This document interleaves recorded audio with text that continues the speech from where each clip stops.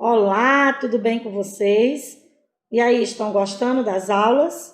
Qualquer dúvida é só falar, pois estamos prontos para ajudar. Não esquecendo, que no Classroom existe um tópico chamado Tira Dúvida. Você pode ir lá, deixar seu registro, sua dúvida, que nós iremos responder, ok? Prontos? Então vamos à nossa aula de hoje.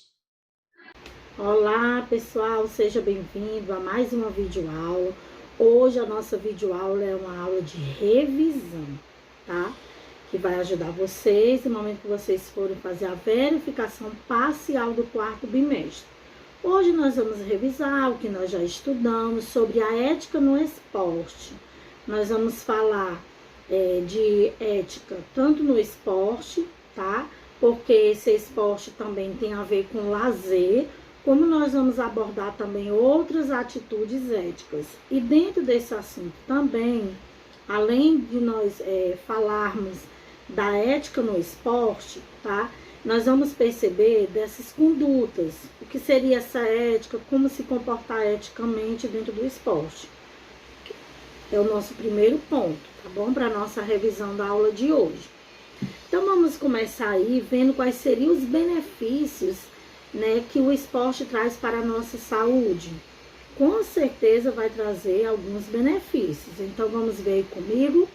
Primeiro, o esporte, aquelas pessoas que praticam o esporte, ele vai reduzir o estresse. E professora, quando nós praticamos algum tipo de esporte, tá certo? Esse é um dos grandes benefícios dessa prática, dessa atividade esportiva física, é a redução do estresse.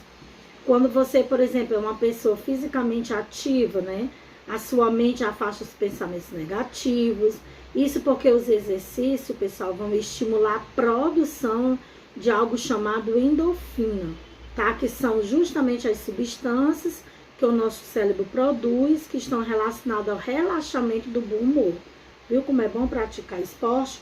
Então, um dos benefícios, lembre-se, ele reduz o estresse. Vamos prosseguir.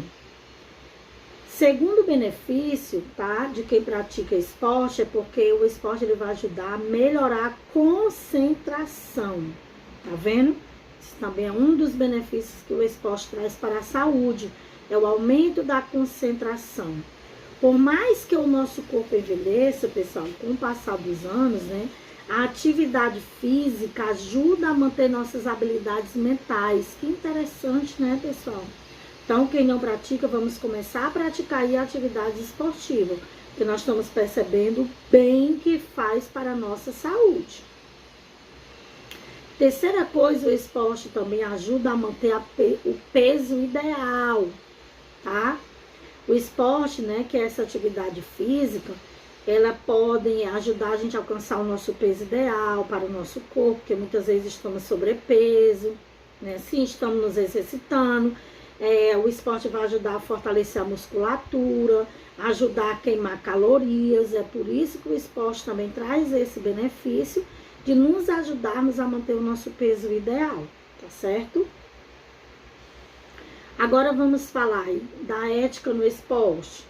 A ética você já sabe, que é o seu comportamento, é a forma como você vai se agir, se comportar, perante algumas situações, tá? Dentro do esporte, nós vamos perceber que existe tanto posturas éticas quanto posturas antiéticas. Vamos ver. Primeira coisa, o esporte lhe proporciona, diversas situações. Até situações para um jogo sujo, tá bom? Se você é acostumado a acompanhar jogos, você já deve com certeza ter percebido algum lance, em que algum jogador ele finge, por exemplo, estar machucado para ganhar tempo, ou algum jogador que já simulou uma falta para obter vantagem nessa prática, nessa partida do esporte. Então, nós vamos perceber que isso não são atitudes éticas, tá? E que o esporte está para também trabalhar atitudes éticas também através de seus praticantes.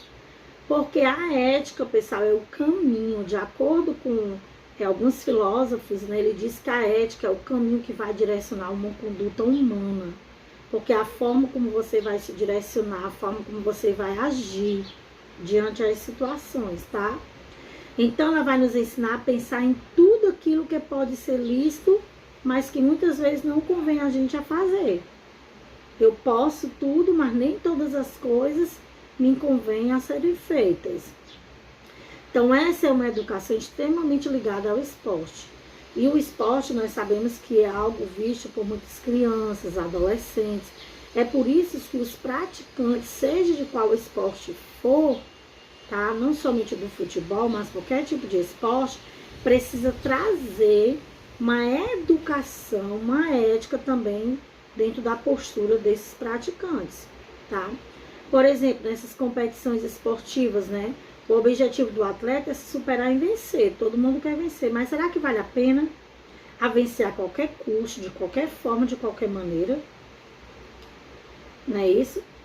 Será que para fazer o seu time de futebol ganhar, convém você mentir ao árbitro, né, sobre um pênalti? Usar doping, né, para bater um recorde?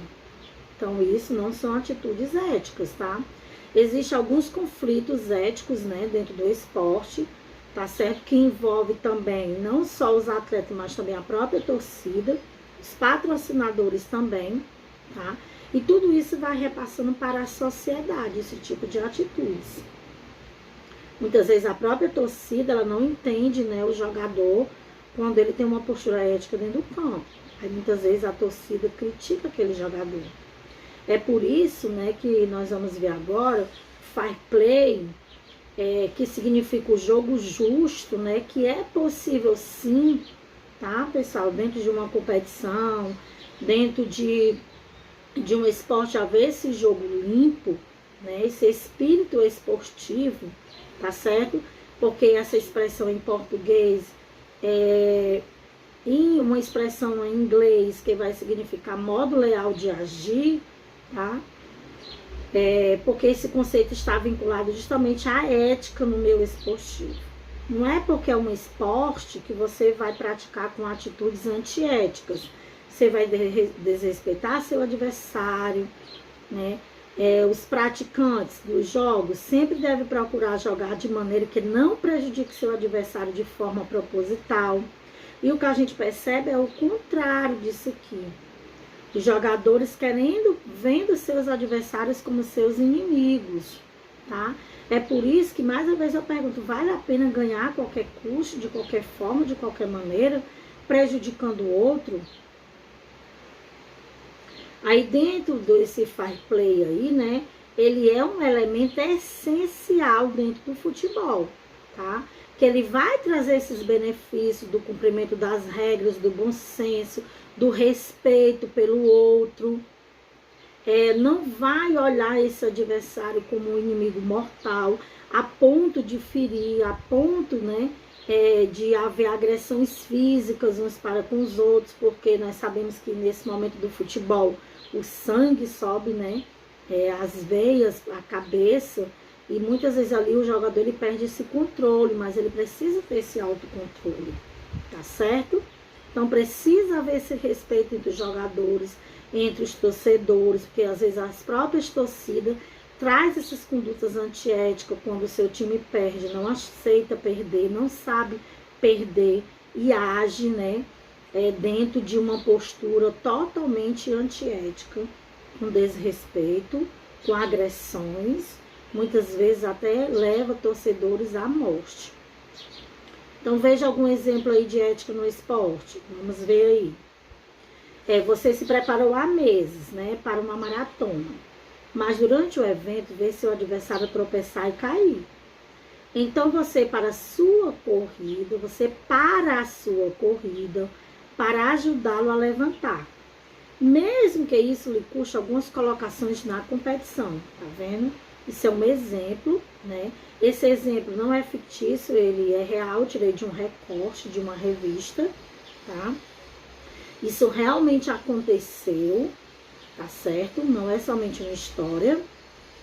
Mas um competidor em uma corrida viu que o seu adversário havia tropeçado e caído, então ele parou ali no momento a corrida dele, sem se importar se ele ia perder algumas colocações ou não, se ele ia ficar para trás, mas no momento ele se importou com aquela pessoa que estava ao chão caída precisando de socorro. Isso, pessoal, é ética no esporte, tá? Isso é espírito competitivo, isso é ajuda mútua, isso é pensar no outro. Então, mesmo sendo adversário, precisa ganhar dentro de uma postura ética. Não queira ganhar trapaçando, não queira ganhar fazendo mal para ninguém, porque não vai valer a pena. Que custo terá essa tua vitória? Certo? Muito além, né, de seguir apenas as regras estabelecidas do jogo justo, né, é a conduta desportiva que preza a ética na relação entre os atletas e o esporte. Porque que tipo de exemplo esses atletas estão passando para o seu público? De posturas éticas ou de posturas antiéticas? De agressões físicas, de agressões verbais? Que nada está ajudando nem contribuindo para melhorar o esporte, tá?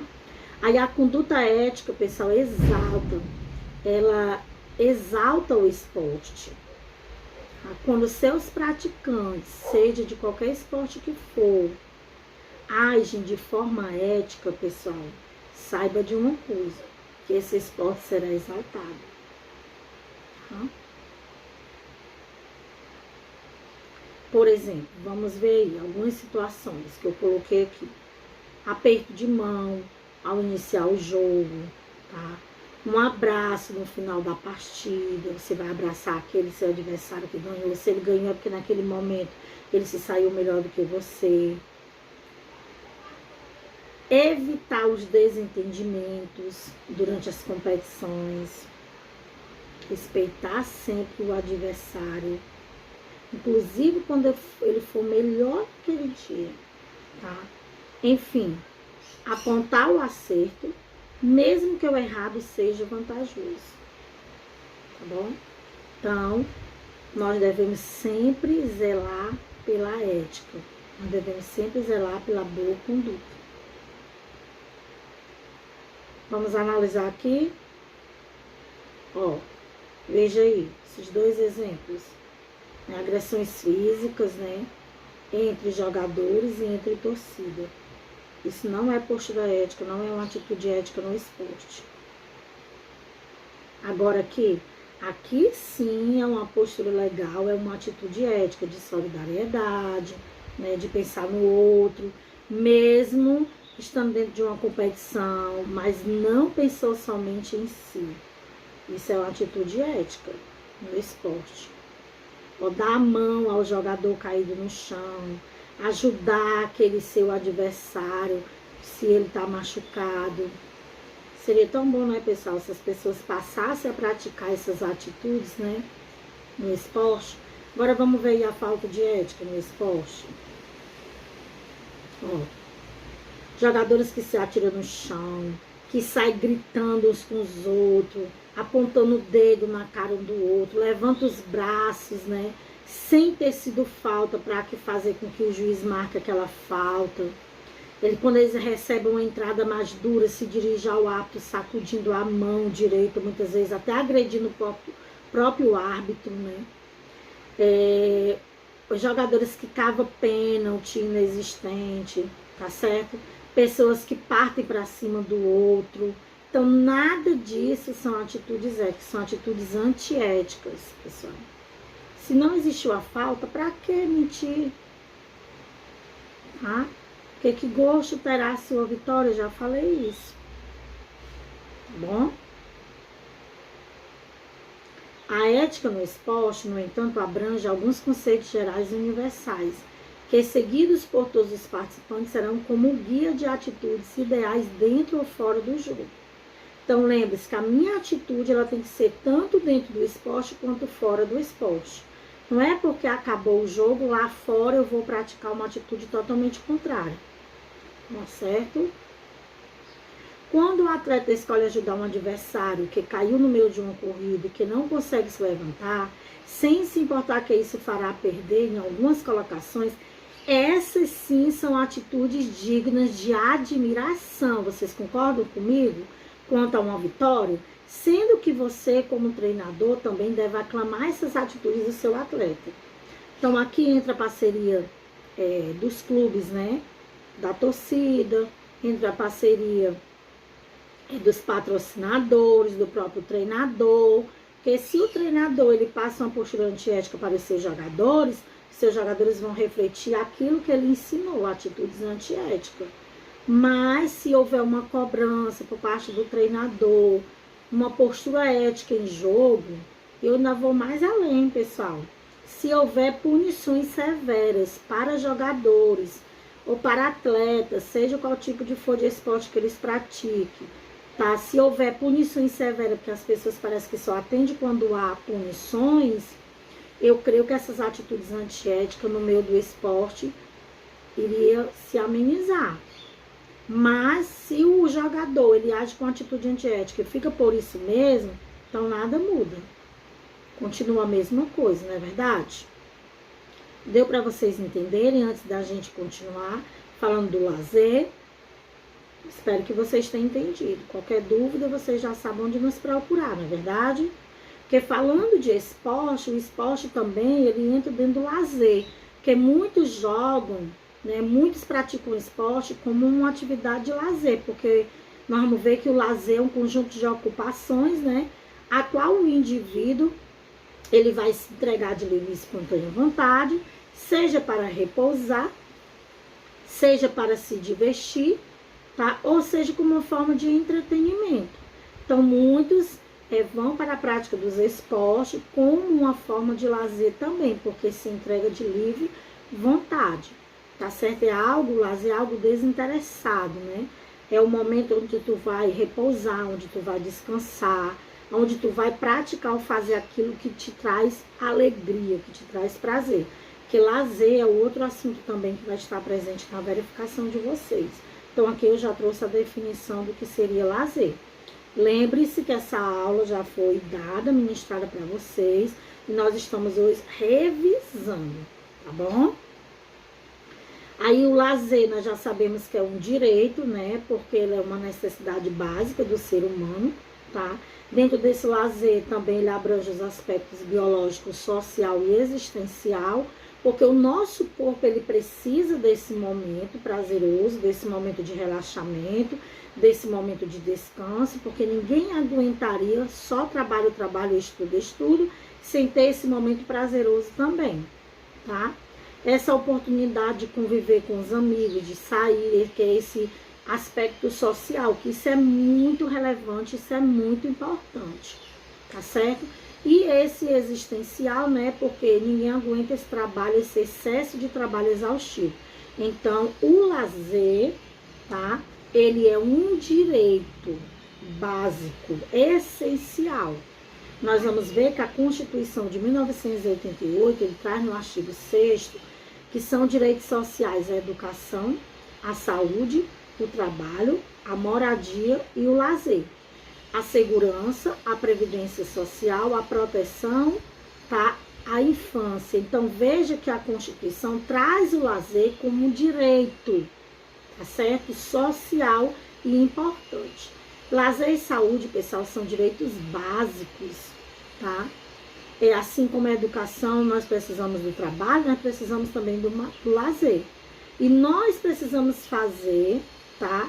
Esse direito do lazer ser alcançado. Nós temos direito, então essas garantias estão lá na lei e não pode ficar só na lei. Ela tem que estar presente no nosso cotidiano, tá certo? Aí vamos ver os tipos de lazer que existe. Preste bastante atenção, porque na sua verificação nós temos uma questão lá que vai abordar justamente os tipos de lazer. Nós temos os lazeres noturnos, né, que se trata de todo lazer associado à noite. Por exemplo, a dança, a música, a discoteca, pessoas que frequentam bares, tá? Tudo isso são lazeres noturnos. Por quê? Porque a noite está associado com a noite, tá certo? Outro tipo de lazer é o lazer esportivo, né, que se refere a qualquer tipo de prática de esporte, está relacionado ao lazer esportivo. Existe o lazer espetáculo, existe, professor? Existe sim. O lazer espetáculo é o teatro, é o cinema, é o balé. São aqueles espetáculos, aquelas apresentações culturais, seja culturais ou desportivas, também entram dentro do lazer de espetáculo, tá? E também o lazer turístico, né, que abrange as viagens, as excursões, os passeios, com o propósito de relaxar, de conhecer pessoas, né? Então, isso sim é o lazer turístico, certo? Aí, antes de nós irmos para o terceiro tópico, da verificação de vocês, que é o direito à saúde, tá? Eu creio que vocês entenderam o que seria o lazer, que é algo que a gente se entrega de livre e espontânea vontade, é aquele momento prazeroso. Nós vimos também aqui os tipos de lazer que existem, né? E falando de esporte, lazer, não poderíamos deixar de falar de saúde, porque assim como o lazer é um direito, a saúde também é um direito. E é um bem precioso, vocês concordam? Vamos lá.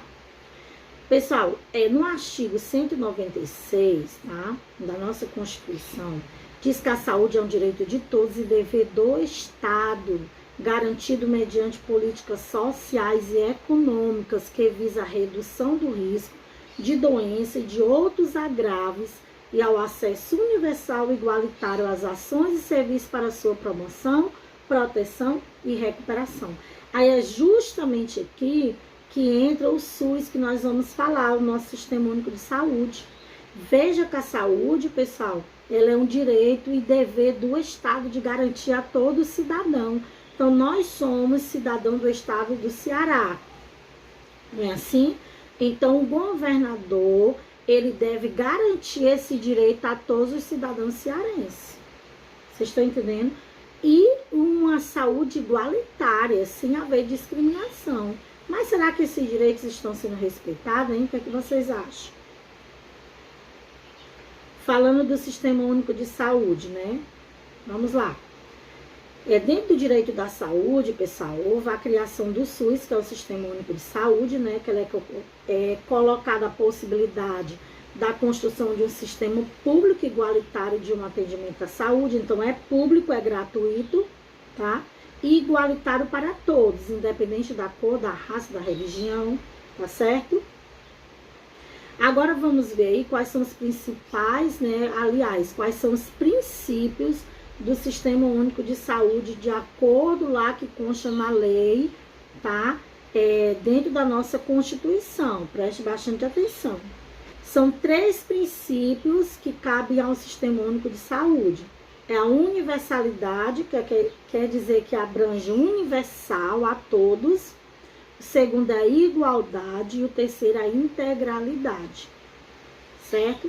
Essa igualdade é o direito de todo mundo ser atendido por igual, ter direito a medicamentos, a postos de saúde por igual. E a integralidade, né?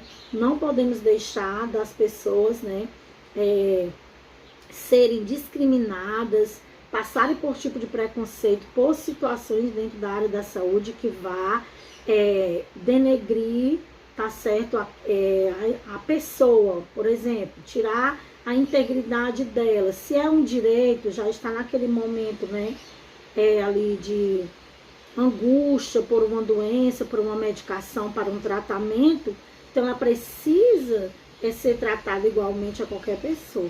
Então, esses são os 3 princípios do Sistema Único de Saúde.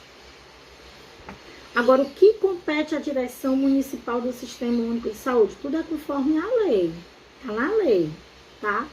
Primeiro, compete à direção municipal planejar, organizar, controlar e avaliar as ações e serviços de saúde, como gerir e executar os serviços públicos de saúde. Então, é o papel dele de planejar, organizar e controlar e avaliar como é que estão essas ações. Será que as pessoas estão sendo bem atendidas? Será que os medicamentos estão chegando nos postos? Será que as pessoas estão tendo a gratuidade do serviço estão sendo bem atendidas ou não, certo? E o dever do Estado de garantir o direito à saúde? Será que realmente o Estado está garantindo, pessoal?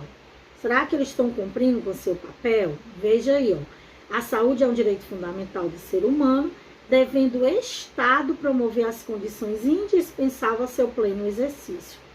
O dever do Estado é de garantir a saúde, consiste na formulação, ele tem que ter políticas econômicas e sociais para reduzir os riscos de doenças e de autos graves, né?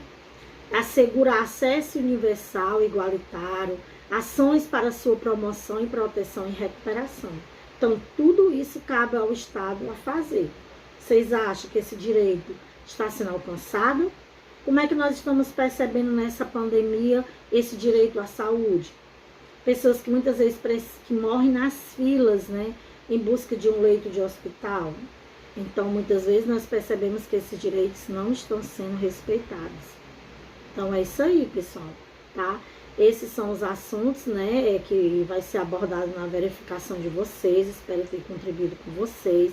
Alguma dúvida, vocês já sabem aí aonde devem nos procurar, tá? Bons estudos, estudem, leiam, revisem as nossas aulas, tá certo? Lembre-se que vai abordar a ética no esporte, vai falar sobre lazer e vai falar sobre a saúde.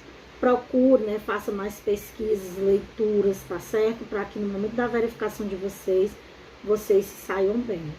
Então, até a nossa próxima aula. Bem, gente, é isso. Este foi o conteúdo desta semana. Não esqueçam de estudar, de revisar o conteúdo, fazer as leituras e as atividades necessárias. Lembrando, dúvidas, nos procure no Classroom, no tópico Tira Dúvidas. Estamos disponíveis. Até a próxima aula.